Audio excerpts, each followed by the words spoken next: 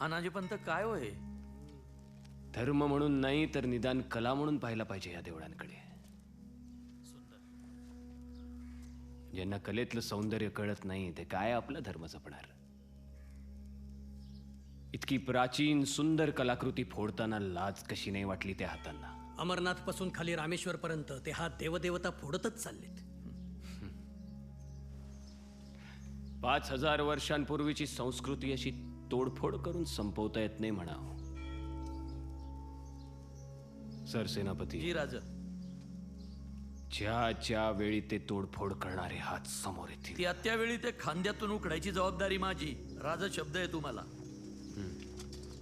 राजा, तो सावकार एका शेतकऱ्याला मारतोय. आम्ही फेडू तुमचं कर्ज. मारू नका त्याला. काय चाललंय?